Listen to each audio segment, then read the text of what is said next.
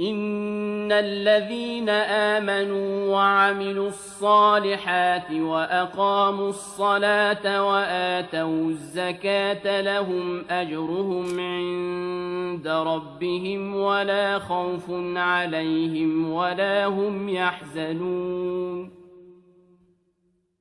يا أيها الذين آمنوا اتقوا الله وذروا ما بقي من الربا